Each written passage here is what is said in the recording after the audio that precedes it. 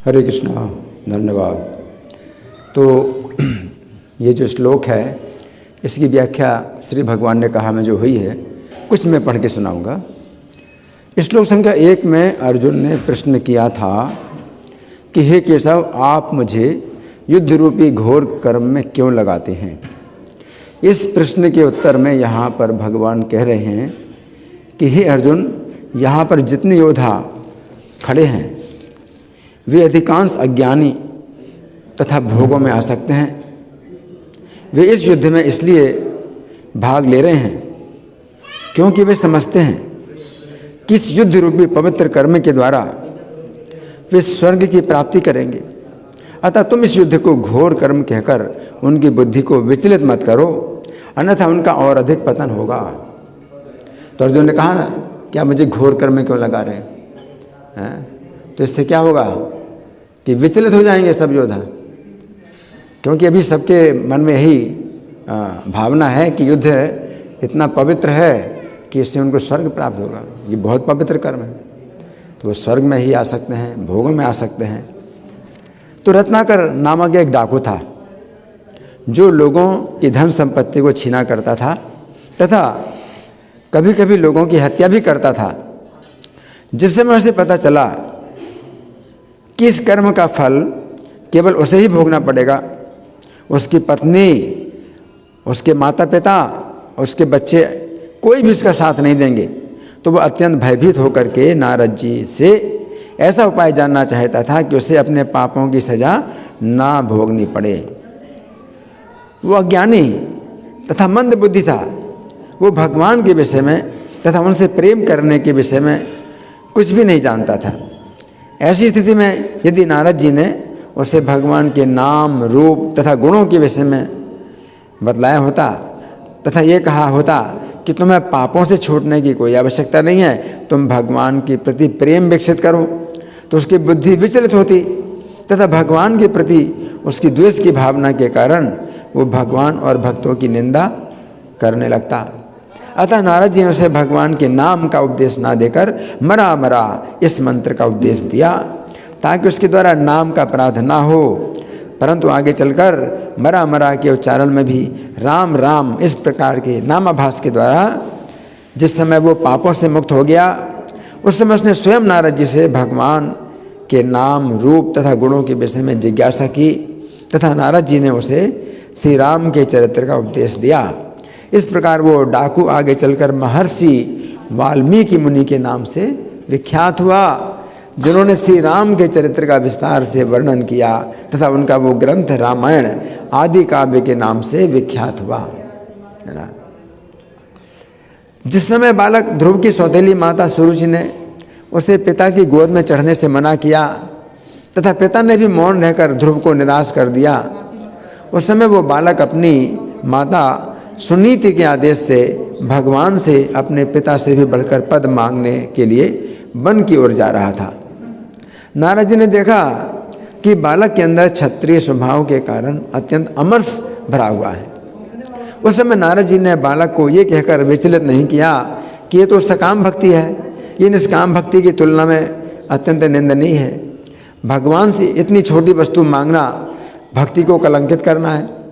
ऐसा कहने से क्या होता, बालक ध्रुव की भगवान के प्रति भी द्वेष की भावना विकसित हो जाती तथा इस प्रकार उसके भजन में अत्यंत बाधा उत्पन्न होती।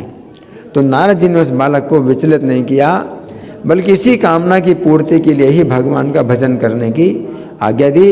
इस प्रकार सकाम भाव से भी तीव्र भजन के प्रभाव से बालक के मन का शुद्धिकरण हुआ तथा उसकी सकाम भक्ति निष्काम भक्ति में बदल गई।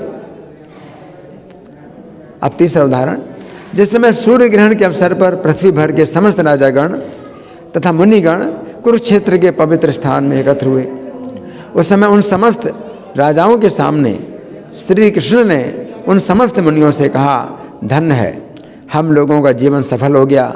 आज जन्म लेने का हमें पूरा पूरा फल मिल गया, क्योंकि जिन योगेश्वरों का दर्शन बड़े बड़े देवताओं को भी अत्यंत दुर्लभ है, उन्हीं का दर्शन हमें प्राप्त हुआ है। भगवान का एक गूढ़ भाषण सुनकर उन मुनियों की बुद्धि चक्कर में पड़ गई। वे ये न समझ सके कि भगवान ये क्या कह रहे हैं। उन्होंने बहुत देर तक विचार करने के बाद ये निश्चय किया कि श्री कृष्ण सर्वेश्वर होने पर भी जो इस प्रकार सामान्य मनुष्य की भांति व्यवहार कर रहे हैं, ये केवल लोक संग्रह के लिए ही है। वहाँ पर अनेक राजा दुर्योधन के समान आसुरी भाव के और भोगों में आसक्त थे, जो श्री कृष्ण से द्वेष करते थे। श्री कृष्ण चाहते थे कि इन आसुरी राजाओं का किसी प्रकार से कल्याण हो, अतः उनकी श्रद्धा उन मुनियों में उत्पन्न करने के लिए श्री कृष्ण ने ऐसी बातें कही। श्री कृष्ण के इस भाव को समझ करके उन मुनियों ने भी उन आसुरी राजाओं को श्री कृष्ण की सेवा का आदेश देकर विचलित नहीं किया। वे मुनि जानते थे कि यदि वे उन राजाओं को श्री कृष्ण का महात्म्य बतलाएंगे तो उनकी श्री कृष्ण के प्रति द्वेष की भावना और अधिक बढ़ जाएगी और वे फिर उन मुनियों का भी सम्मान नहीं कर पाएंगे। यद्यपि उन मुनियों ने व्यक्तिगत रूप से श्री कृष्ण का गुणगान तथा स्तुति की, परंतु उन राजाओं को श्री कृष्ण की भक्ति का उपदेश देकर विचलित नहीं किया। तो यहाँ पर ये समझना है, प्रकृतिर गुण सम्मूढ़ा सज्जनते गुण कर्मसु, कि जो प्रकृति के गुणों से सम्मोहित हैं और प्रकृति के गुणों को ही अपना कार्य समझ रहे हैं और उन्हीं कर्मों में आसक्त हैं, तो वो भोगना चाहते हैं, माया को भोगना चाहते हैं, ये माया से छोड़ना नहीं चाहते हैं, है ना। तो जो कृतनिमित्त जो सब कुछ जानता है कि माया किस प्रकार बंधनकारी है और कितना कष्ट देती है, तो वो जो है मंदान उन मंदों को विचलित ना करे, तो उन मंदों को विचलित ना करे। तो जो विद्वान होता है, जो सब कुछ जानता है और माया के बंधन से छूटना चाहता है, तो वो उनको जो है विचलित ना करे कि ये सब माया है, छोड़ो, इस चक्कर में मत पड़ो, है ना। तो वो अगर माया को भी भोगना चाहते हैं तो भी उनसे वो कार्य कराए जो कि कृष्ण की ओर ले जाने वाले हैं, है ना।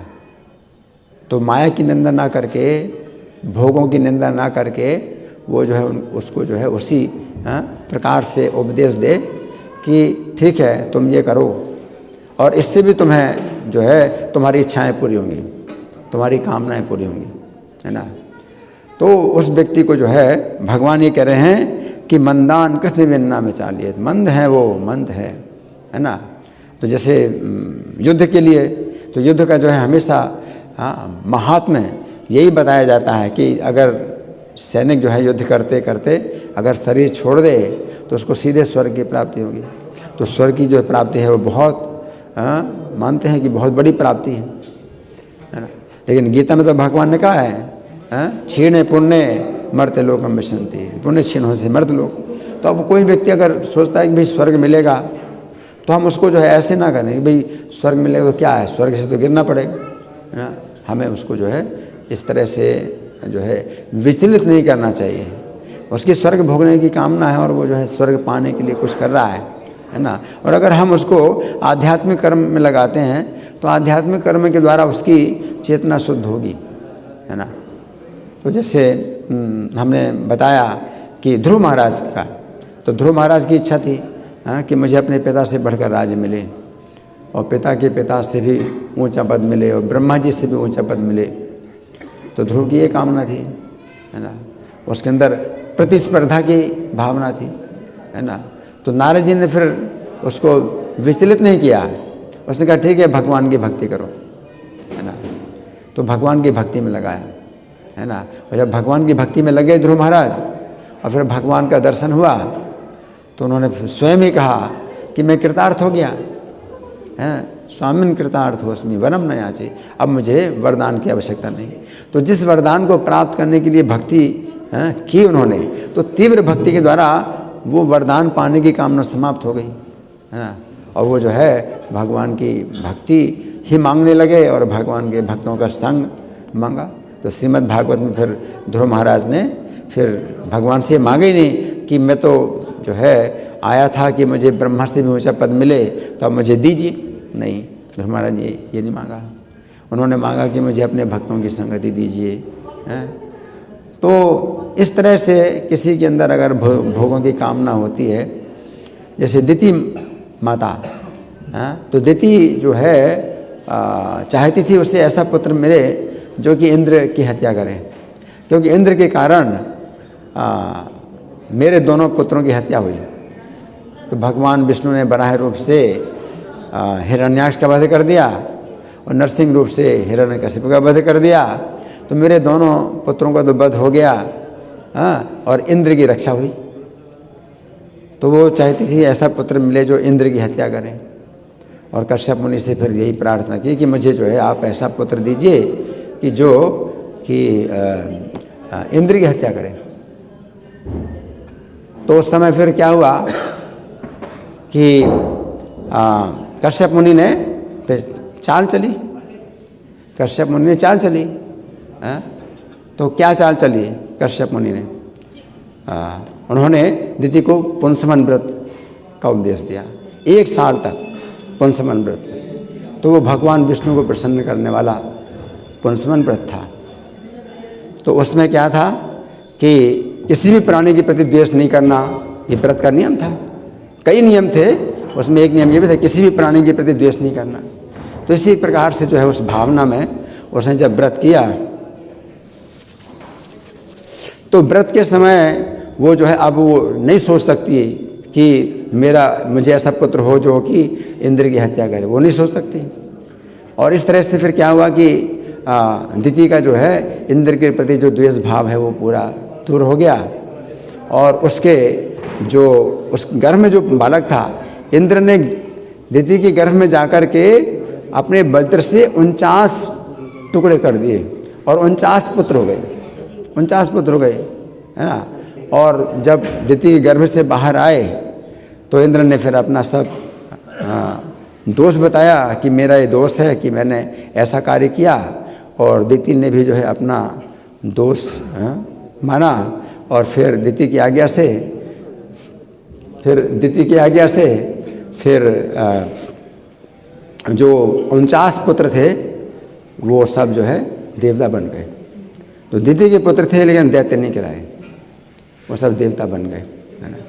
तो यहाँ पर यही भगवान बता रहे हैं कि कोई व्यक्ति अगर जो है उल्टी भावना से भी अगर जो है भरा हुआ है तो भी उसको भगवान की भक्ति में अगर लगाया जाता है तो उसकी जो भावना है वो शुद्ध हो जाती है ना। लेकिन उसको विचलित ना किया जाए। अगर विचलित करेंगे तो फिर वो उधर से भी जाएगा, इधर से भी जाएगा और फिर तो सीधे नीचे जाएगा। तो इसलिए भगवान का जो भजन है, तो जो विशेष जो गुरु होते हैं, महात्मा होते हैं, तो हर स्थिति में वो भगवान के भजन का उपदेश देते हैं। धन्यवाद। ग्रंथराज श्रीमद् भगवद गीता की जय, श्रील प्रभुपाद की जय। हरे कृष्णा।